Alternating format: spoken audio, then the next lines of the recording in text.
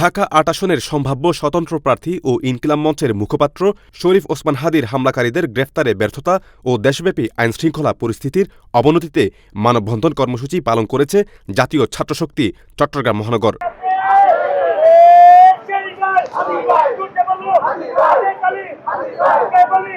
সোমবার স্বরাষ্ট্র উপদেষ্টার পদত্যাগের দাবিতে এবং দ্রুত সন্ত্রাসীদের গ্রেফতার নিশ্চিত করতে চট্টগ্রাম নগরীর জামাল খান মোড়ে জাতীয় ছাত্রশক্তি চট্টগ্রাম মহানগরের নেতাকর্মীরা আহ্বান জানান। গত ফ্রাইডে আমাদের হাদি ভাইয়ের উপর গুলি করা হয় এবং তিনি এখনো মৃত্যুর সঙ্গে পাল্টা হচ্ছে।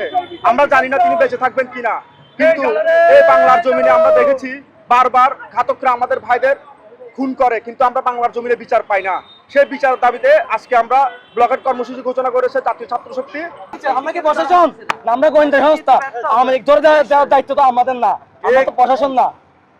এবং আমরা এটাও দেখেছি বিগত সময়ে তারা তো আওয়ামী লীগ ধরার জন্য আমাদেরকে বলে কোথায় আছে আমাদের খোঁজ দাও, গোয়েন্দা সংস্থার কাছে প্রশাসনের কাছে আমরা যদি খুঁজে দিতে হয়। এবং এটাও দেখছি আমরা যাদেরকে ধরিয়ে দিই তাদেরকে মামলা দেয়, জামাতের ভাঙচুর মামলা, বিএনপির ভাঙচুর মামলা, 24 সালের মামলাও না, 22 সাল 21 সালের মামলা।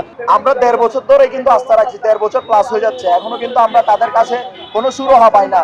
তাদেরকে সেই বিষয়গুলো নিয়ে প্রশ্ন করা হলে, যেমন অনেকগুলো অস্ত্র এখনো উদ্ধার করা হয়নি, সেই বিষয়গুলো নিয়ে তাদেরকে প্রশ্ন করা হলে তারা আলুতে লবণ বেশি হয়েছে কিনা, পেঁয়াজের দাম বাড়তি, এই জন্য তো তাকে দায়িত্ব দেওয়া হয়নি। ওসমান হাদি জুলাইয়ের শক্তি, তার উপর গুলি করা মানে জুলাইয়ের উপর গুলি করা।